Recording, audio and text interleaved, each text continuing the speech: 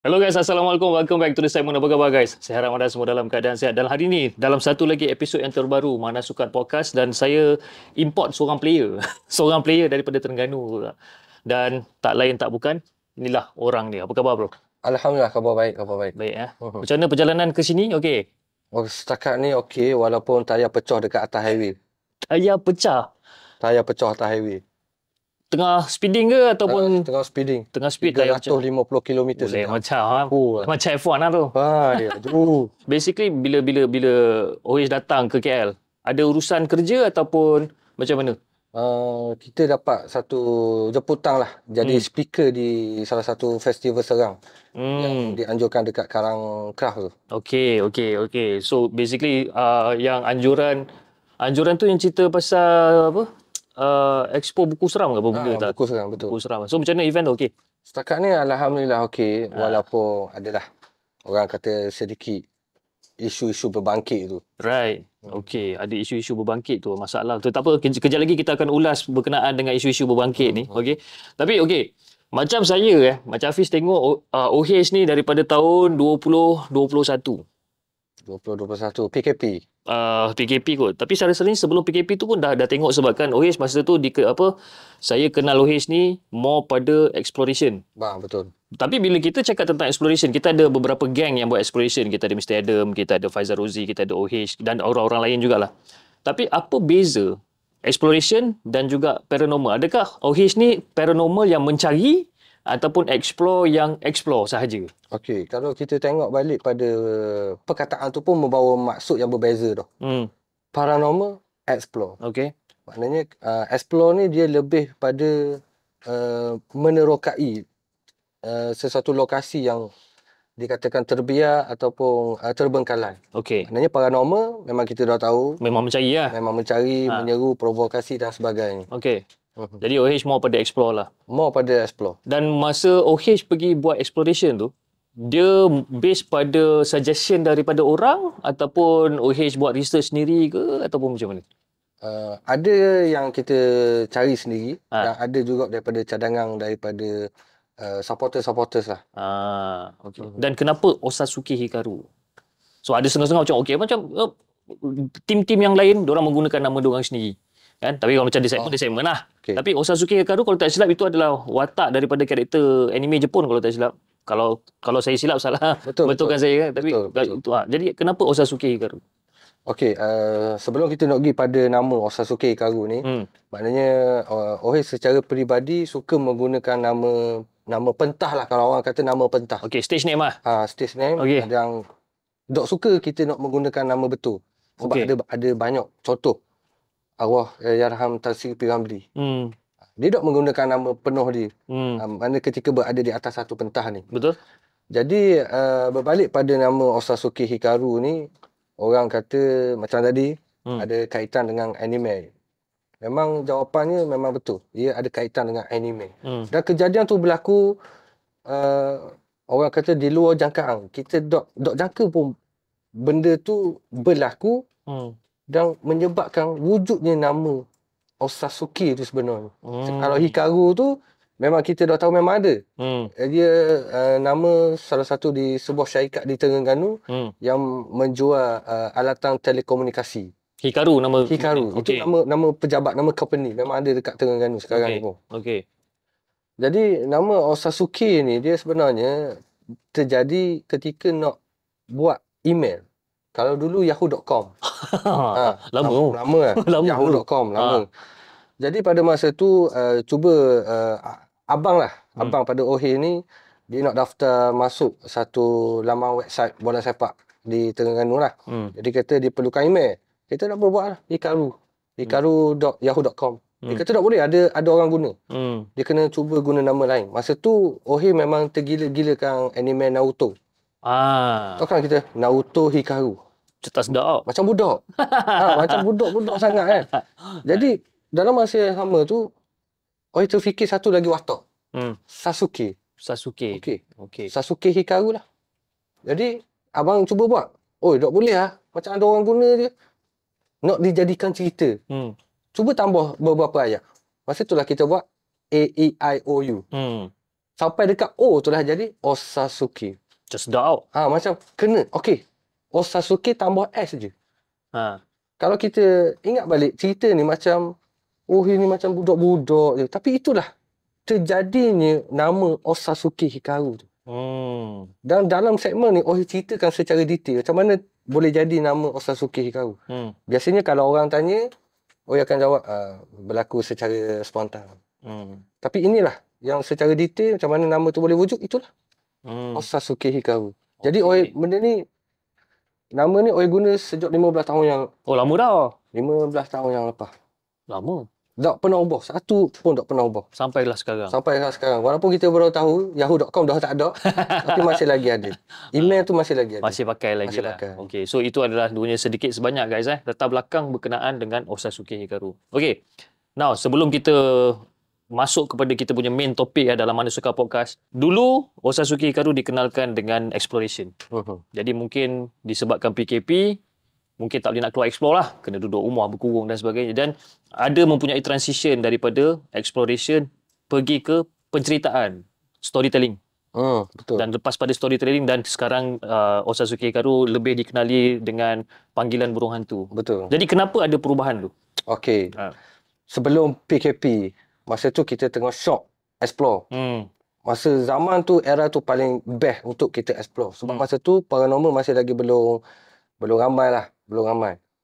Jadi bila sampai pada waktu PKP, kita sebagai content creator, full content creator, full time. Jadi bila kita tak ada video explore, dia akan menjejaskan pendapatan kita. Betul. Jadi dalam masa yang sama, takkan aku nak give up. Betul lah tu. Walaupun aku tak boleh nak explore.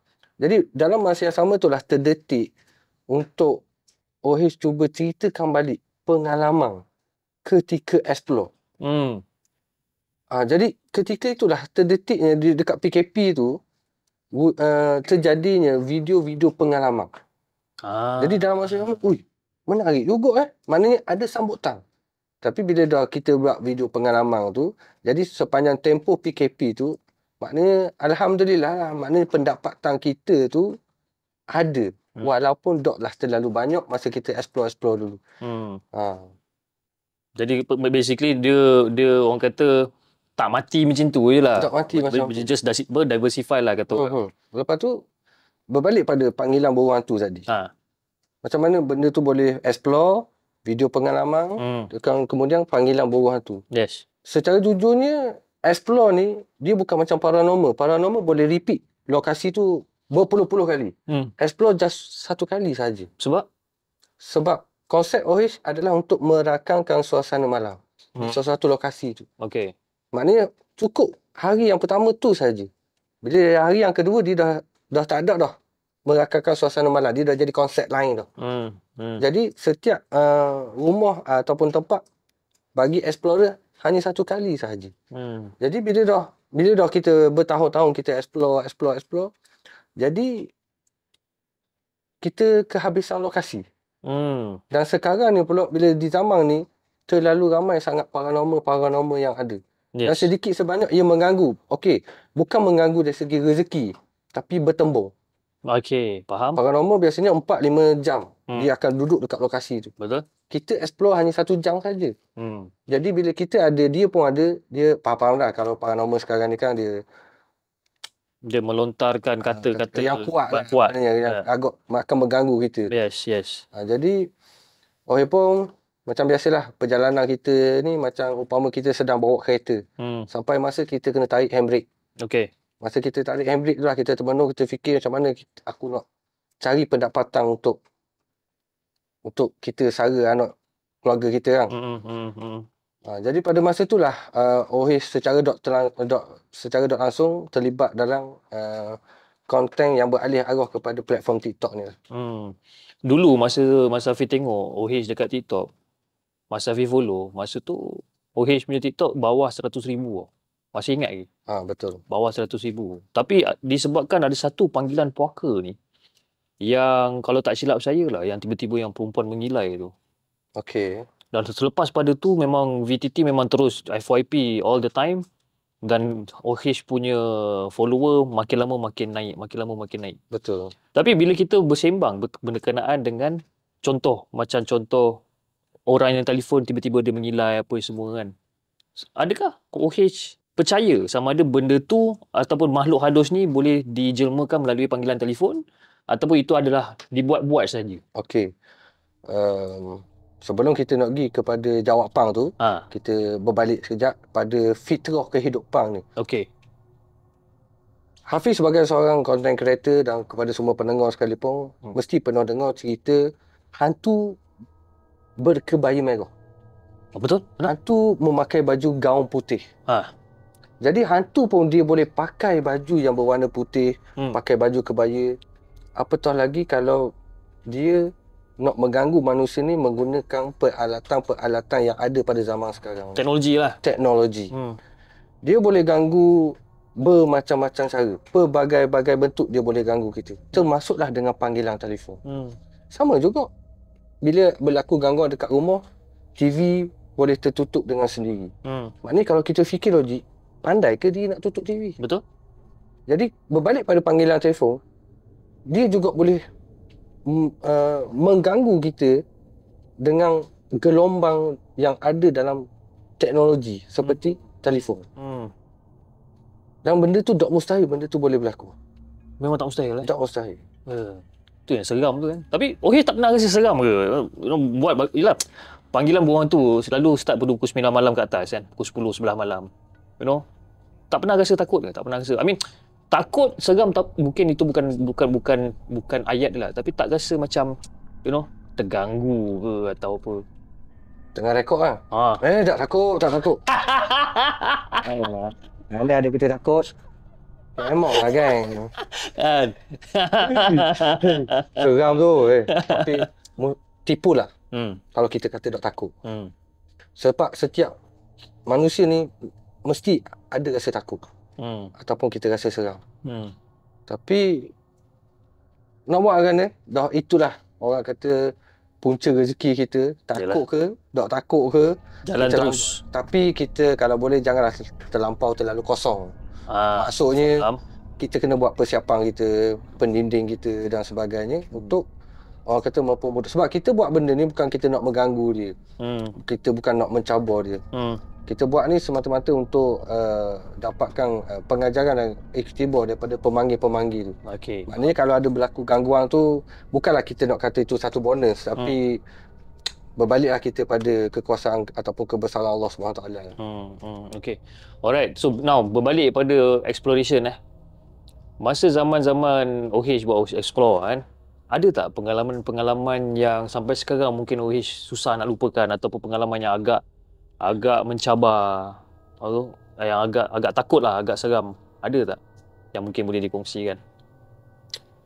Rasanya kalau supporter yang tengok video ni dia tahu jawapan ni.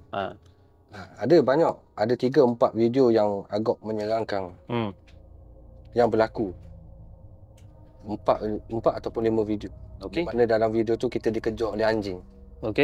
Itu paling seram. Itu paling seram. Anjing Anjing paling seram. Maknanya hantu tu kita boleh hadap. Anjing susah sikit lah. Anjing jangan. Okey lah, mana berkenaan dengan kisah seram ni ada banyak kejadian yang berlaku. Tapi kita ada banyak kategori lah bagi kalau kita tanya mana yang paling seram. Kita ada banyak kategori. Dari segi penampakan, dari segi bunyi, dari lokasi, aura. Jadi banyak. Okey, kita ambil satu lah. Maknanya perkara yang paling seram berlaku dari segi penampakan adalah berlaku di sebuah kilang yang berada di Kuala Berang. Di mana masa tu kita tengah buat review lampu. Jadi dalam masa yang sama, kita bukan explore, just nak buat review lampu saja. Sesuatu benda yang muncul tu cukup menyeramkan dan sehinggakan memberikan kesan kepada siapa sekarang. Di mana kita nampak kelibat seorang perempuan tanpa kepala. Itu real. Mata kita nampak, dalam rakaman ketika tu pun kita nampak. Contohlah, kita pegang kamera, kita tengok, ada. Kita tengok balik, ada juga. Okey, kita boleh kata, fikirlah, maknanya kita katalah, okey, itu mungkin pokok. saya balik. Saya masuk dalam gudang tu, dalam kilang tu, saya masuk balik. Saya ajak kawan, Mak Yu, jom temanku kita pergi belakang sekejap untuk buat pengesahan. Bila kita pergi, benda tu tak ada. Dan benda ni terbukti di dalam video review lampu tu. Ada dalam YouTube. Ada dalam footage tu. Ada dalam footage. Dan memang dalam footage tu memang nampak clear lah. Nampak. Memang clear. Memang clear. Tak ada kepala ni. Tak ada kepala. Besi HUD. Tahap pencahayaan lampu dia.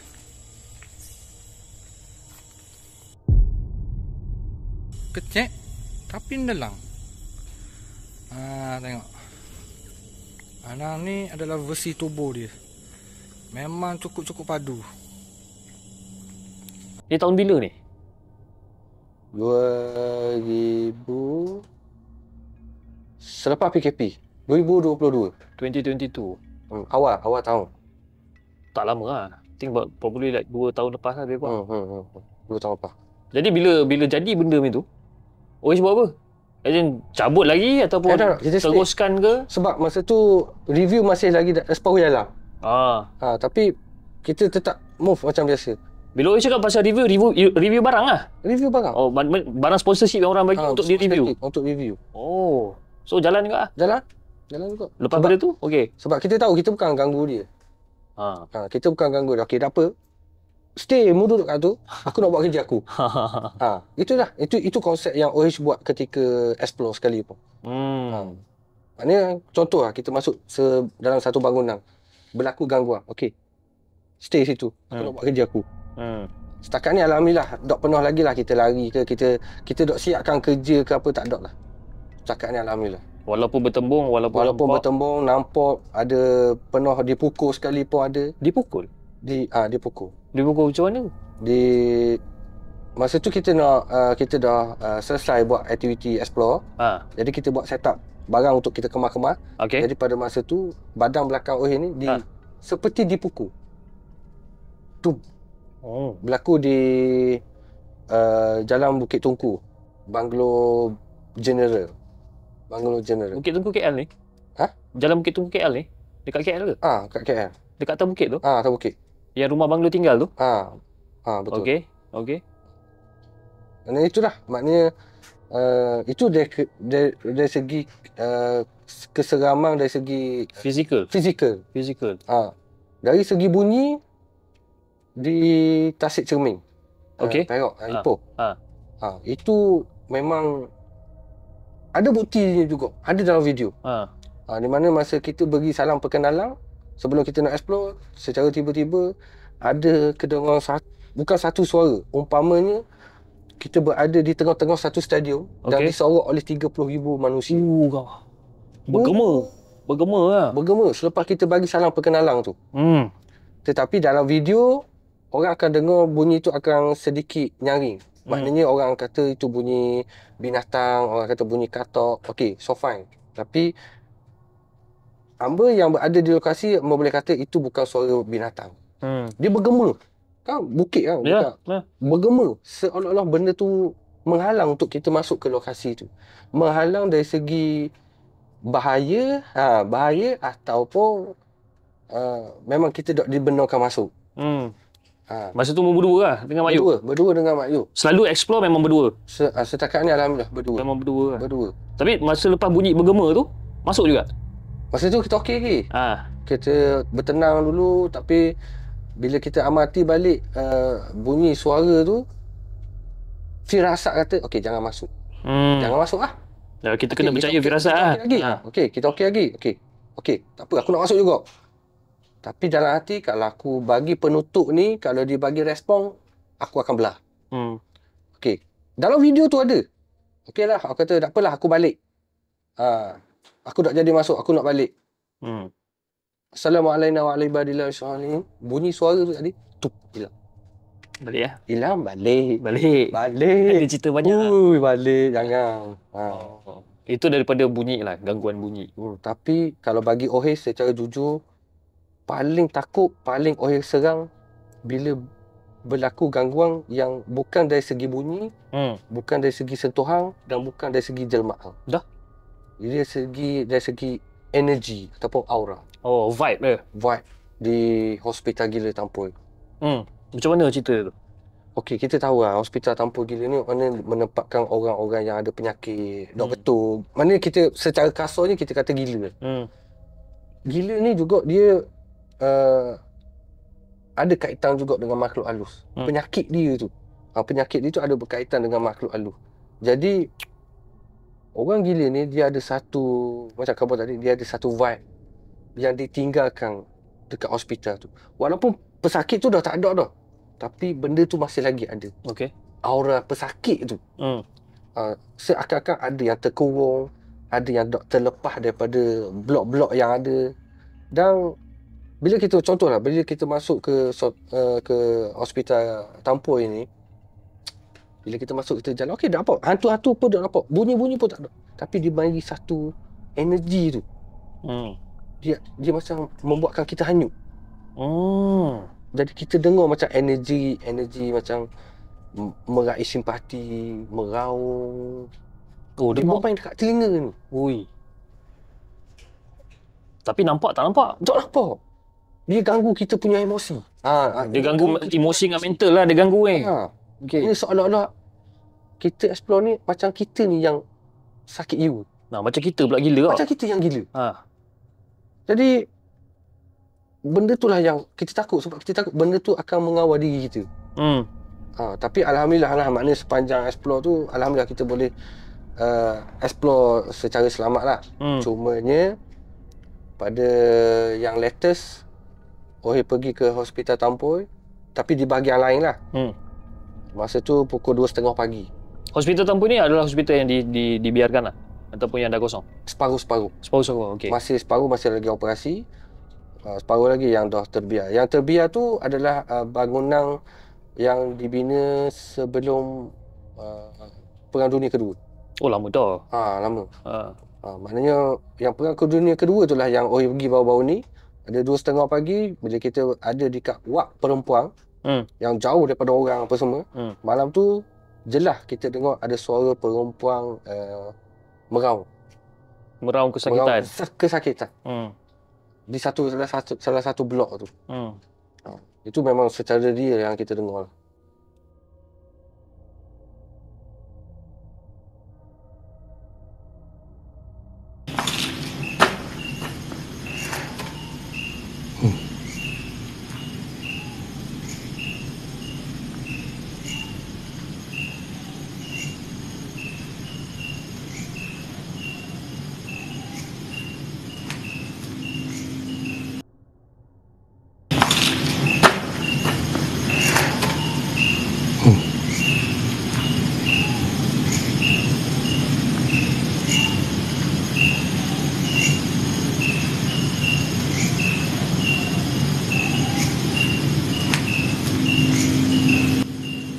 Tu lepas pada tu, lepas dengar tu masih teruskan? Masih jalan macam biasa. Masa buat ada lah. Buat ada lah. Berani mu lah.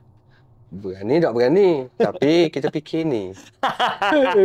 Kalau kita lari hilang ni. Jujur betul Tapi itulah kan.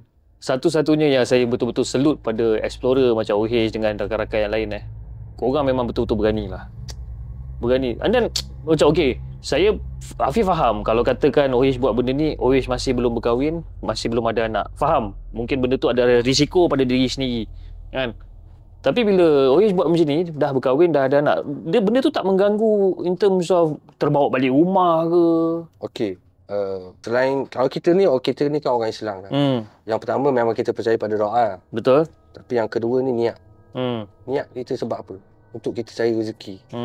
Jadi benda ni akan jadi pendinding kita sebenarnya. Orang kata doa. Doa memang betul lah pendinding. Tapi niat kita juga salah satu pendinding kita. Kalau niat kita baik, insya-Allah akan menjadi baik. Dan kita juga kena yakin segala apa yang kita buat ni, kita nak cari dalam masa yang sama lah, kita nak cari keredaan dan keberkatan tu. Bila kita ada pegang benda tu, insya-Allah benda ni akan selamat dan kita serah diri pada bulat-bulat. Contoh lah, ini cara OH yang OH tak pernah publish mana-mana. Hanya the segment je. Oh, eksklusif lah kiranya. Segment lebih. Lain macam. Segment lebih. Lain macam. Ada lah, maknanya OH serah diri pada bulat-bulat. Maknanya kita seolah-olah kita bercakap dengan Allah. Maknanya kalau kita dengar, oh lah, ni sikit-sikit agama, sikit-sikit. Bukan. Ini bukan soal agama dan agama. Ini soal benda yang betul. Okey. Allah, aku nak buat kerja. Tolonglah jaga anak bini aku. Aku serah. Kalau mu nak kata keluarga aku sakit, atas izin mu, tak apa, aku redha. Tapi aku nak buat kerja aku ni, aku nak cari rezeki untuk isteri dan anak-anak aku. Maknanya macam kita bercakap dengan Allah.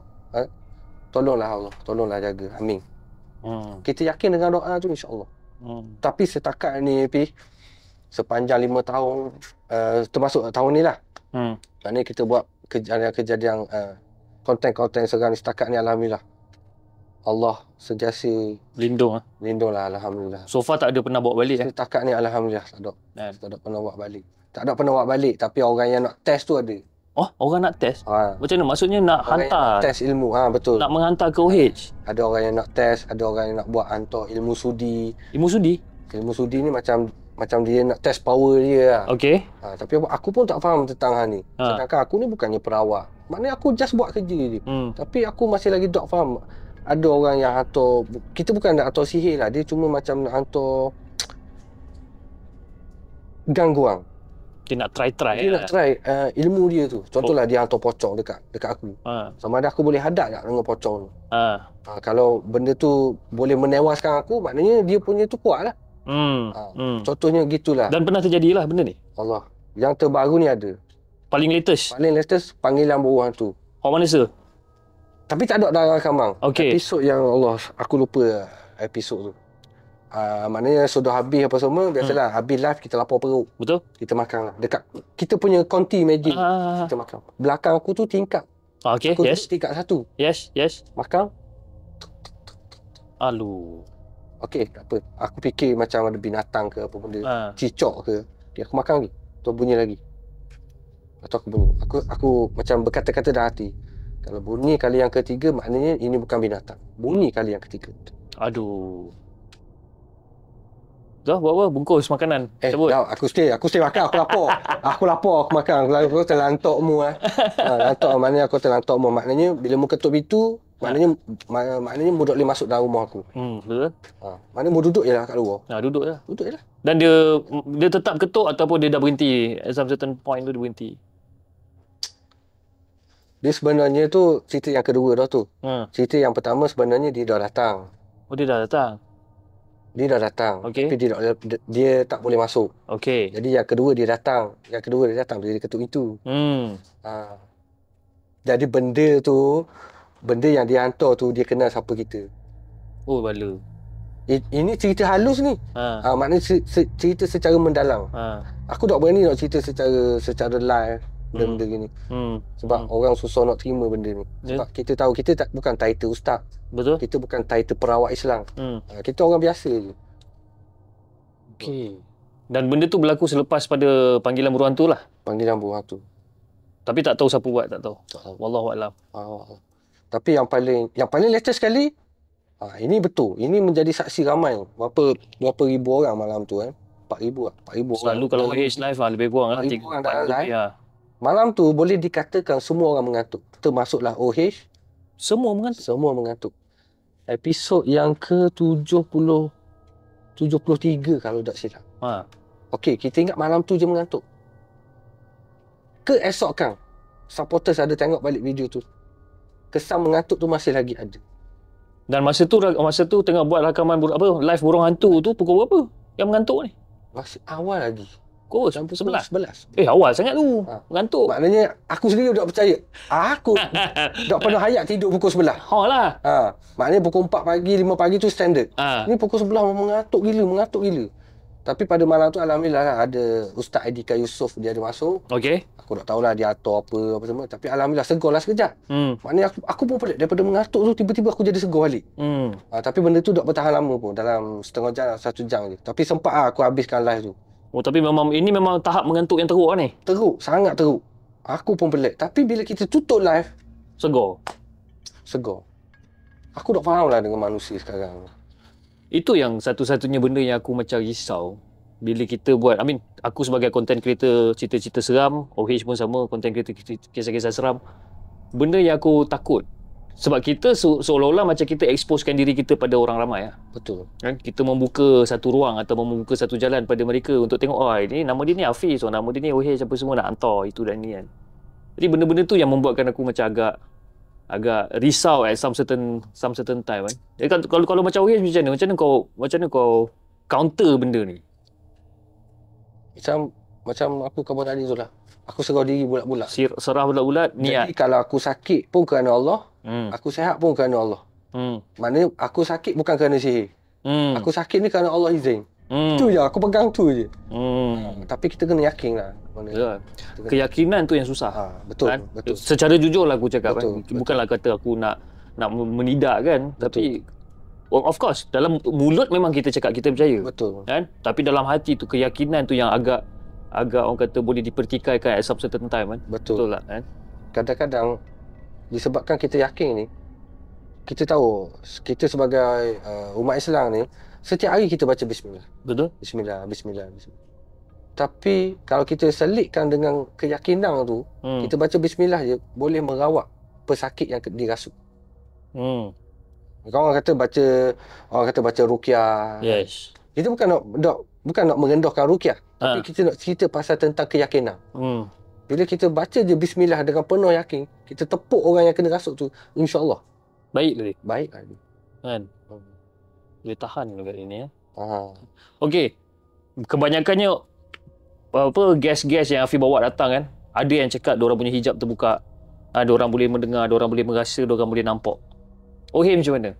Adakah OH boleh nampak, boleh rasa ataupun normal je? Okey. OH boleh nampak benda ni masa OH sakit. Demam. Sakit demam ataupun masa maksudnya Gastrik. Okey. Gastrik. Main tadi ni. Sakit maknanya sebelum ni pernah sakit lah. Sakit dirasuk. Sakit dirasuk. Okey. Dirasuk. Jadi masa dirasuk tu lah hijab kita terbuka. Jadi kita pendekkan cerita, hijab terbuka ni sebenarnya adalah penyakit. Dia bukan satu kelebihan. Bukan, ya Allah ya Tuhanku terima kasih di atas anugerah hijabku terbuka. Bukan dia tukmu. Korokmu. Sebab hijab terbuka ni adalah satu penyakit. Sebab hijab terbuka ni kita akan nampak benda-benda yang menyerangkan. Bila kita tanya, yang mu tengok serang tu mu rasa seronok ke? Lebih baik mu tengok awet dekat Sabasun ke, dekat pasar raya ke. Lebih syok. Maknanya hijab terbuka ni bukan satu yang perkara yang seronok. Maknanya itu adalah satu penyakit. Jadi kembali pada soalan tadi, penuh sakit, penuh terima hijab terbuka dan sekarang ni pun alhamdulillah. Maknanya bila dah kita tutup hijab terbuka tu, maknanya ada juga kejadian on off tu perkara biasa lah. Bukan kepada pesakit je. Maknanya Tok Imam yang dok penuh hijab terbuka pun dia pernah nampak. Benda tu dah jadi normal. Sebab ada juga komen-komen kan daripada penonton-penonton daripada segmen sendiri kan. Kadang-kadang komen-komen orang cakap apa tau? Aku nak sangat lah nampak hantu. Boleh tak kalau ada siapa-siapa boleh tunjukkan cara macam mana nak hijab terbuka? Apa nasihat ataupun pandangan OH tentang hal ni? Adakah anda bersedia untuk jadi gila? Nah guys, itu pesanan OH yang paling ringkas dan padat. Nampak tak muka OH serius ni? Kan? Aku nak anggap kau serius pun dah susah dah sekarang. Kan? Tapi betul. Adakah anda sudah bersedia untuk gila? Ataupun adakah anda sudah bersedia untuk kehilangan kehidupan anda? Jawab dulu soalan tu. Kalau boleh jawab, go ahead. Go ahead. Kalau mu kata mu sanggup, ikut. Tak sanggup, ghostan. Ghostan balik. Ikut balik. Betul. Sebab kita ni dalam YouTube ke mana-mana media platform, kita sering dimomokkan dengan pocong lansui. Aku dah jadi muak. Tak ada hantu lain ke dekat Malaysia ni. Dracula tak ada, tak applicable. Tak ada. yang ada pocong. Pontianak. Lansui. Aku jadi bila bosannya aku tak ada ke hantu lain. Sebab kita pernah terlibat dalam satu peristiwa yang menyatakan yang kita tengok lebih daripada Pontianak pocong. Kadang-kadang kita tak tahu yang benda tu kita nak berikan nama apa. Contoh, Bolehkah aku cerita makhluk tu? Ikut umur lah itu. Maknanya pernah tak kita terjumpa satu makhluk yang besar, bertanduk, berwarna merah, bermata besar, taring panjang, badan yang berbulu. Tapi kita sendiri tak tahu apa dia. Nama itu bukan hantu raya. Kita tahu hantu raya dia spek dia lain. Dia punya spek modification dia lain. RAM dia pun lain. Jadi maknanya masih lagi ada banyak makhluk-makhluk yang kita tak boleh nampak. Bukan sekadar pocong pontianak langzui. Bukan. Benda ni juga dia mengikut kemampuan seseorang tu. Dan saya pernah hijab terbuka, saya pernah, betul, orang kata nak tengok janganlah. Saya nasihatkan jangan. Saya pernah duduk dalam jarak ni, duduk jarak dalam 5-6 kaki, ada perempuan mata yang terkeluar, rambut berserabai, tak ada lutut, pakaian yang lusuh, dia panggil. Ini real. Ni aku cakap dia masa aku tengah sakit dulu. Dia panggil. Masa kat rumah kan dia? Kat rumah. Kat rumah? Kat rumah. Dia panggil ya? Dia panggil. Masuk dalam sebuah rumah sepupu. Contohlah rumah sepupu ada grey macam ni, dekat bilik dia. Kita masuk, kita nampak ada benda yang bertenggek macam ni. Mata merah besar. Ui. Itu yang orang kata rengang-rengang. Oh, itu ringan-ringan tu? Itu yang rengang-rengang. Ada lagi yang tahap yang lebih tinggi. Jadi mampukah kita nak hadap benda tu? Sedangkan yang ringan-ringan pun dah kelang kabut. Betul. Kan? Jadi yang kata hijab terbuka ni, mari sini jumpa aku. Aku bawa ke satu lokasi. Aku letak kat kubur je. Tengok boleh hadap ke tak? Tengok, tak payah muncul je. Duduk je dekat kubur tu. Satu malam. Cukup lah. Tengok okey ke tak okey? Tengok okey tak okey. Gila. Dan masa yang Ohir sakit ni, tahun bila ni? Lama masa sekolah menengah. Lama. Itu sakit tu disebabkan orang buat ataupun sakit tu memang lemah semangat bantu benda tu masuk ke? Kita flashback sikit lah pada zaman sekolah. Episod yang kedua Episod. Okey, benda ni dia berkaitan dengan susu galuh. Oh, okey. Susu galuh ataupun keturunan. Ada orang kata saka. Ini bukan saka. Sebab Ohir ni antara bukan keturunan lah. Maknanya yang last. Yang last dapat penyakit ni. Okey. Dalam family tree lah. Dalam tu susu galuh, sepupu-sepupu semua dah kena. Ohir tak kena lagi. Sebelah ibu ni belum kena lagi. Sebelah ibu je belum kena. Okey. Jadi orang lain macam sepupu Ohir, dia ada penerimaan dia sendiri. Penerimaan mistik ni. Yang satu. Jadi untuk jalan cerita Ohir ni, dia berlaku rasukan ketika berada di satu lokasi yang dinamakan Sungai Ikang, Cerating. Itulah tempat mula-mula Ohir dirasuk. Maknanya kalau kita nak kata, itulah permulaan penerimaan. Penerimaan hijab terbuka dan disebabkan itulah Ohir tak boleh lari dengan takdir kehidupan Ohir dengan benda-benda seram.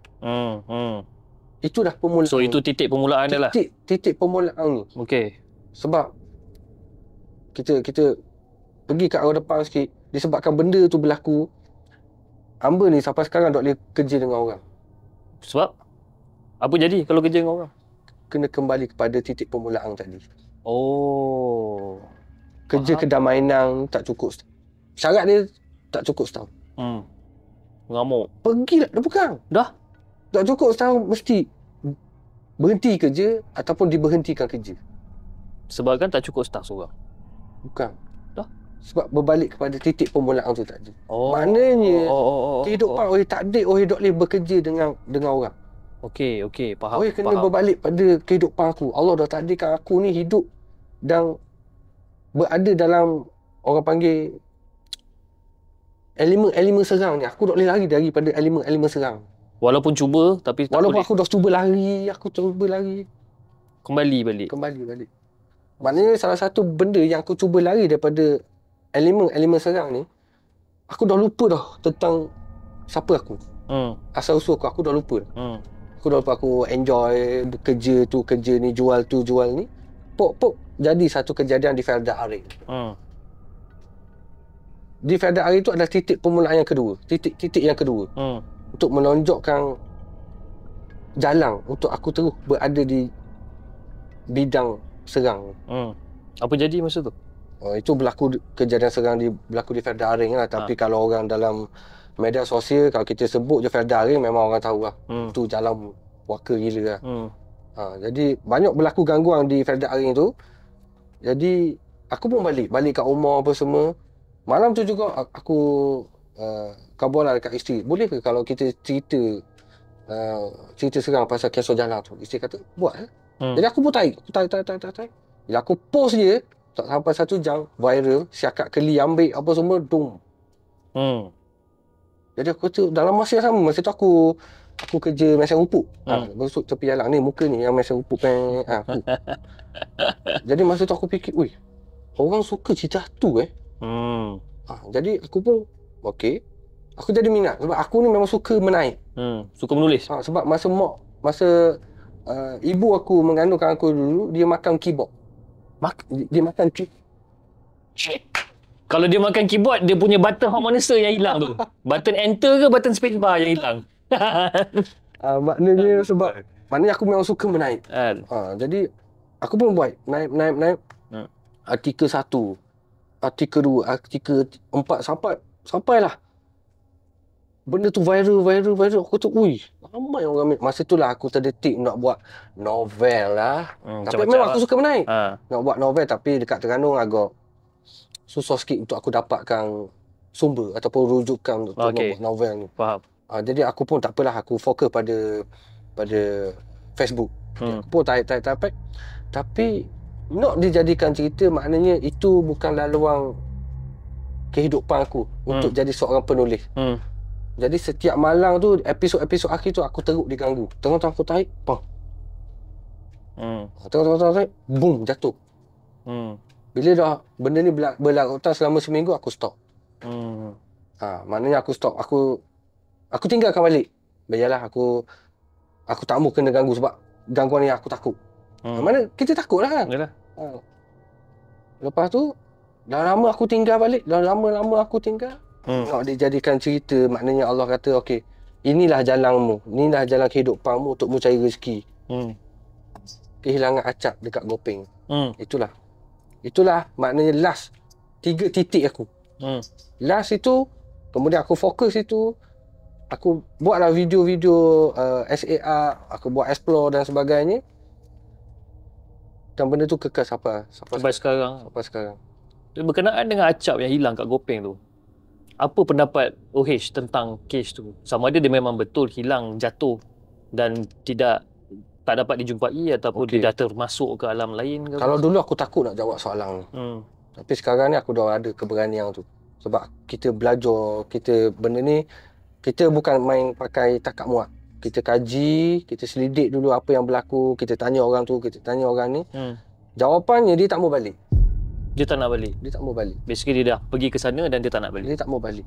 Okey, kita pernah dengar tak kes orang hilang dan dijumpai selepas 3 hari? Pernah? Cuba tanya dia, sebab apa orang boleh jumpa? Dia akan jawab, sebab aku nak balik. Bila dia niat nak balik, insya-Allah dia akan balik. Tapi bila dah orang kata tak mau balik, sendiri faham lah. Sendiri faham lah. Tetapi kita boleh kembalikan dia. Tapi dengan cara kita perlu cari perawat yang betul-betul arif dalam bidang ni dan juga kemauan daripada ahli keluarga. Faham. Kalau ahli keluarga tak setuju pun tak guna tak? Tak jadi. Maknanya dia kena ada timba cari perigi. Okey. Maknanya timba tu siapa? Ahli keluarga dia. Pergilah cari perigi. Tapi bila timba dok cari perigi, tak adalah hasil air yang kita nak ambil. Betul lah tu. So itu cerita ataupun kisah-kisah OH lah daripada zaman-zaman dia sekolah menengah kena rasuk, lepas tu jadi content creator sebagai explorer, storyteller dan juga sekarang panggilan burung hantu. Panggilan burung hantu bagi aku dia orang kata sangat-sangat menarik dan ramai peminat dia. Alhamdulillah setakat ni, alhamdulillah. Sebab dia orang tahu bukan hanya sekadar cerita serang je.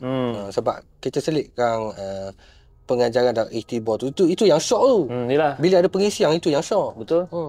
Okey, Wish, sebelum kita tamatkan kita punya podcast pada malam ni pada bulan-bulan lepas, OH ada datang ke Kuala Lumpur untuk menghadiri satu expo ataupun satu event di Shah Alam, di Karangcraft Shah Alam. Dan aku ada tengok satu live. Pada petang tu juga aku tengok satu live ni.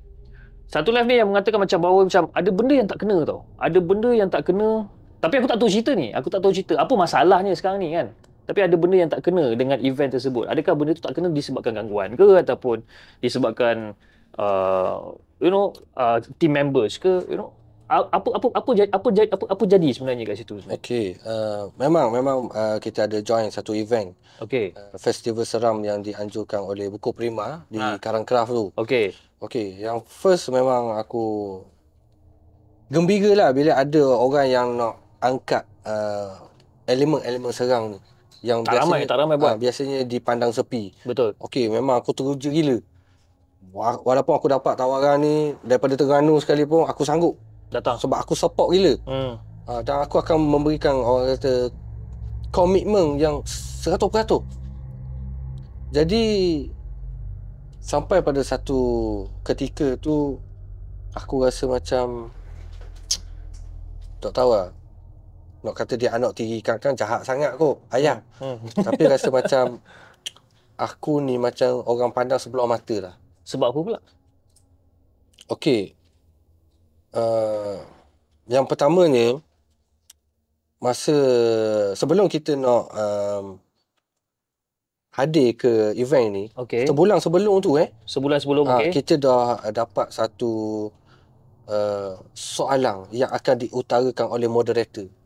Oh, maknanya diorang dah bagi soalan bocor lah. Dia dah bagi soalan bocor apa yang akan ditanya apa semua. Okey. Kita sebagai speaker, kita akan fokus benda tu. Betul. Sebab dia yang hantar. Betul. Kalau jiran aku hantar memang aku koyok aku koyok je lah surat tu. Ini dia hantar apa semua, okey. Aku pegang benda ni, aku akan hafal. Berapa soalan? Ada 7 ataupun 8. Okey. Ni aku okey, lagi banyak lagi bagus. Okeylah, aku kata aku baca satu. Okey. Bagi aku soalan ni sangat bagus sebab dia ada background kita, background konten kita, kerjaya kita dan sebagainya. Bagi aku tu soalan yang cukup komplit. Cukup nice lah. Cukup nice. Maknanya biasalah kita selit-selitkan sedikit lawak ke untuk orang happy-happy, okeylah. Bila benda ni aku terlalu pegang sangat benda ni, kadang-kadang benda ni boleh membuatkan kita koyok lah. Koyok guna pula. Sebab apa? Sebab bila tiba masanya, kita dah berada di atas on stage. Okey. Memang kita teruja, kita tengok supporters kita duduk. Ramai lah. OH. Kita rasa macam, wow. Aku tak sabar nak berikan satu kepercayaan kepada supporter yang sanggup mari. Itu event tu berbayar ke? Tiket tu berbayar. Okey. Jadi, benda ni dia macam merampas semangat aku. Kenapa pula? Sebab ketika aku disoal siasat. Ayo. Nampak kita ada tangan Mak Yo. Korang nampak tangan je. Roti canai 2. Jadi benda ni macam merampas semangat aku sebab moderator yang ditugaskan tu dia ubah soalan tu tanpa pengetahuan aku. Oh, maknanya bila OH dah naik stage, soalan berubah. Aduh, pisang lah, bukan pisang, cengkodok apa semua ada. Memang aku, biar betul ni. Dan soalan yang dia berikan tu adalah soalan yang ada kena-mengena ataupun yang tak apa-apa? Secara jujurnya, soalan dia tu tak apa-apa. Sebab setiap speaker diberikan tajuk khusus. Maknanya, contoh macam aku, hantu dalam peradaban.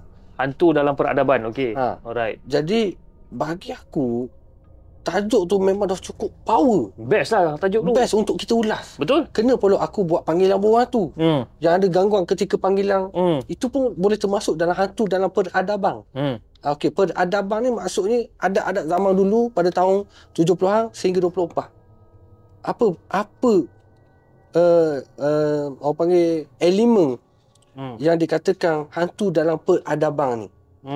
Maknanya kita nak cerita lah pasal tadi kan, kita cerita pasal gangguan dari segi teknologi. Bagi aku tajuk tu memang cukup power. Memang best lah. Memang best. Maknanya benda ni satu pengetahuan baru kepada penonton-penonton Okey. yang dok terdedah benda-benda macam ni. Okey. Jadi bila aku dah duduk atas stage apa semua, okey, soalan yang kedua tu aku okey lagi lah. Aku boleh jawab lagi. Tapi bila soalan yang ketiga, yang keempat tu dia dah mula merapu. Dia seolah-olah macam soalan terlampau peribadi bagi aku. Peribadi tu maksudnya soalan tu hanya terkeluar untuk diri dia saja. Dia tak fikir pasal audiens. Patutnya dia kena fikirkan soalan untuk audiens. Yes. Ni dia cerita pasal rumah, pasal asrama. Woi, kita ni hantu dalam peradaban. Baik mau cerita pasal teknologi ke, gangguan zaman dulu dengan sekarang, apa bezanya. Syok kita nak cerita. Kalau nak cerita pasal hantu dalam rumah, gangguan, baik mau jemput je orang jual burger tepi jalan pun dia ada kisah gangguan berlaku dalam rumah. Ini dia jemput speaker yang berada dalam konten sekarang ni. Patutnya dia kena approach kita dengan lebih diplomatik, dengan lebih meluas dan diplomatik lah. Content creator. Yes. Tapi kalau macam tu bahaya sebab kan benda tu sedikit sebanyak boleh mencalarkan image sebenarnya. Tu panah ni. Rambut kena ikat boh. Oi, panah. Oi. Tapi serius, benda ni dia boleh menjerat kredibiliti aku. Betul. Sebagai seorang content creator. Betul. Contoh, kalau dia ajukan soalan, tiba-tiba soalan tu aku tak boleh jawab. Tak boleh jawab. Tak kekerik-kerik tu. Supporter siapa semua. Kalau aku jadi supporter kau aku cakap apa benda? Kan tak boleh nak jawab. Dan satu lagi, supporters ni dia datang sebab dia nak jumpa kita. Bila dia nak jumpa kita, dia nakkan sesuatu yang wow. Dia ada expectation dia. Betul. Dia nak sesuatu yang wow. Maknanya dia dah jumpa kita, wow, contoh wow, dah satu wow. Maknanya bila duduk dalam studio, itu memang penjelasan memang terbaik lah. Itu untuk diri dia lah. Maknanya bukanlah dia kata tu secara umum ataupun publish. Maknanya dia rasa macam berpuas hati dengan, macam berbaloi lah dia bayar RM20 dengan untuk jawapan yes, ataupun yes, penjelasan tu ataupun pengisian pada dia.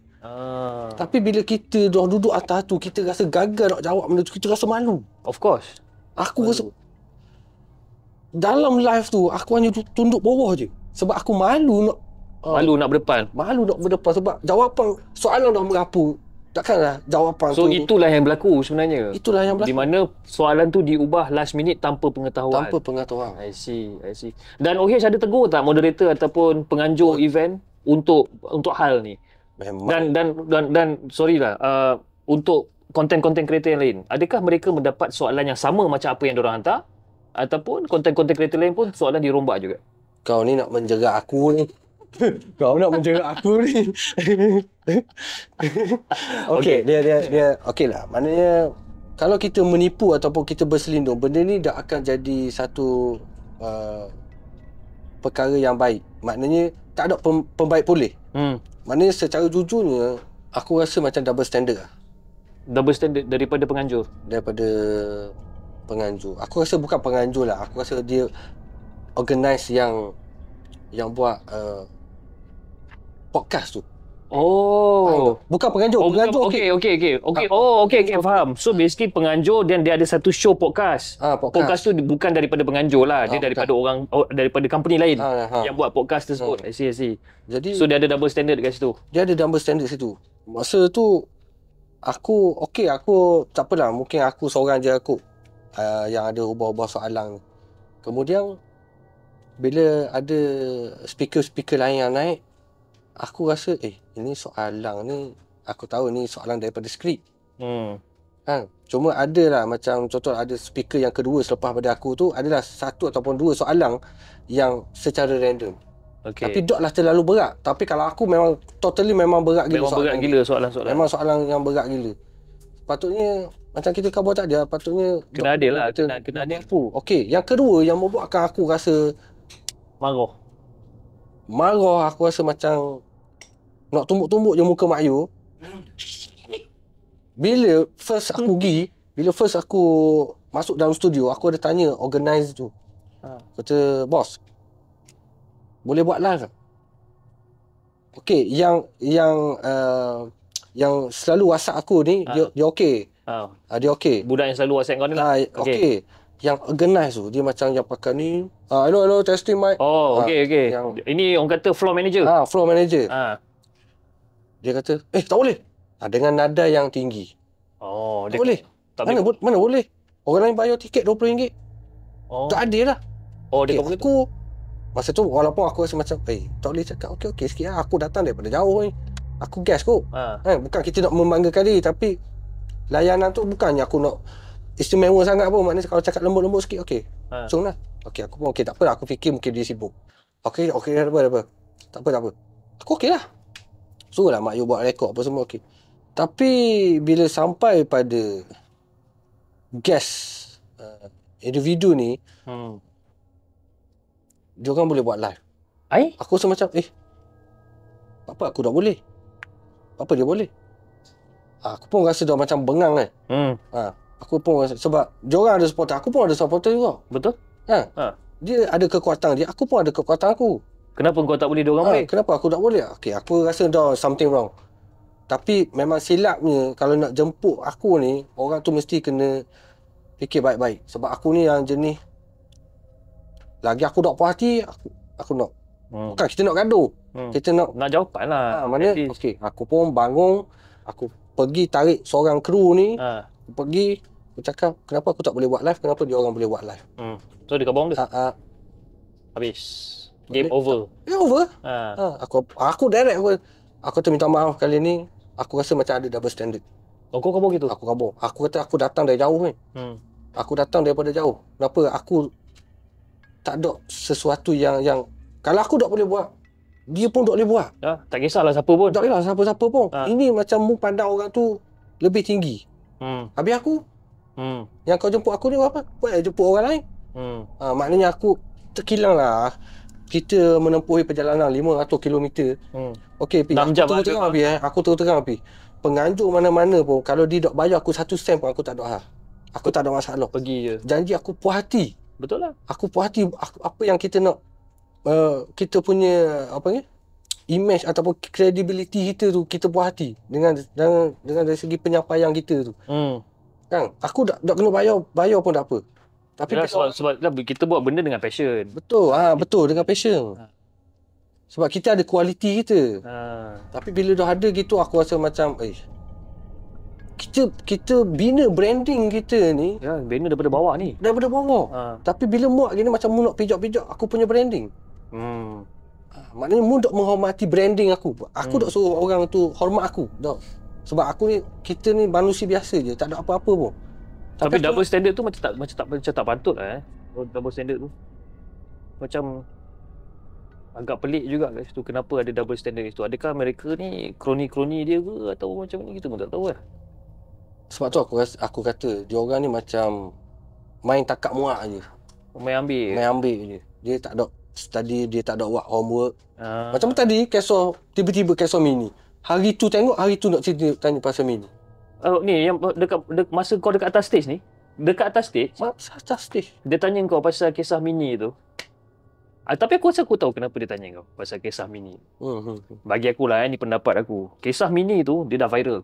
Benda tu dah terlalu banyak sangat traction yang orang menunjukkan interest pada benda tu. Betul. Jadi mereka sebagai company, mungkin lah ni bagi aku mungkin, diorang perlukan kekuatan tu. Diorang perlukan sesuatu benda untuk jadi buah mulut orang. Betul.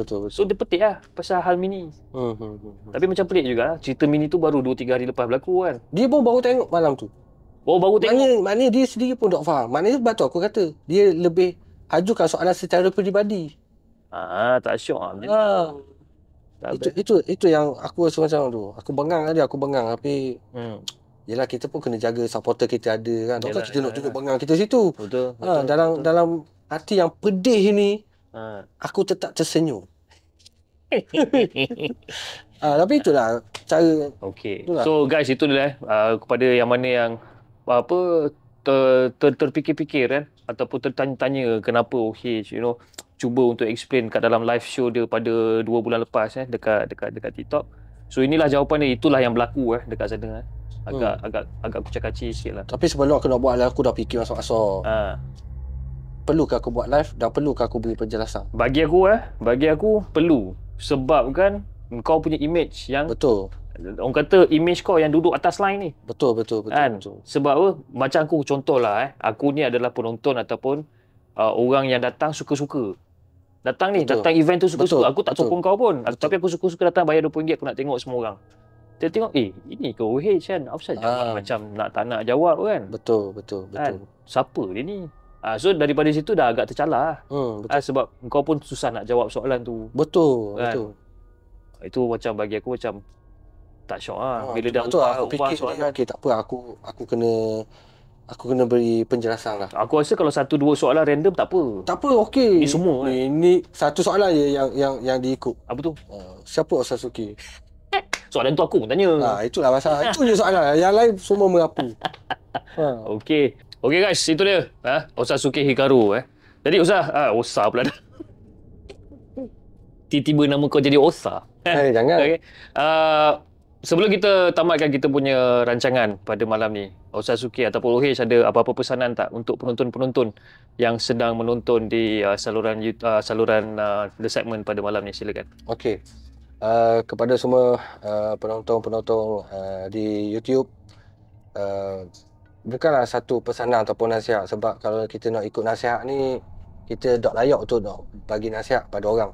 Tapi OH nasihatkan kepada diri OH sendiri, supaya kalau kita tengok video-video ataupun cerita-cerita serang sekalipun, kita kena nilai cerita tu supaya kita boleh ambil iktibar dan pengajaran yang ada.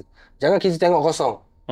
Jangan kita tengok kosong. Biar kita tengok sesuatu perkara tu, walaupun cerita tu cerita serang, kita ambil orang panggil apa, nilai-nilai yang baik untuk kita jadikan panduan dalam kehidupan kita.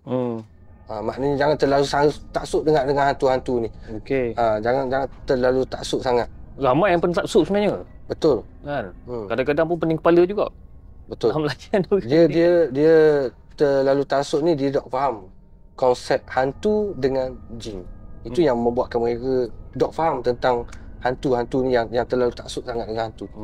Okey. So guys, itulah pesanan daripada OH. Dan OH, sebelum kita tamatkan rancangan kita pada malam ni, ini sedikit sendir hati dan sagu hati daripada The Segment. Okey, ini dia. Terima kasih. Dan ni adalah 2 keychain untuk OH dan juga Mak Yu. Alhamdulillah. Okay. Terima kasih. Okey guys, saya rasa itu saja guys untuk malam ni, dan jangan lupa like, share dan subscribe channel Segment, dan insya-Allah kita akan jumpa lagi on the next coming episode. Assalamualaikum. Boleh gerang rumah Gerang rumah.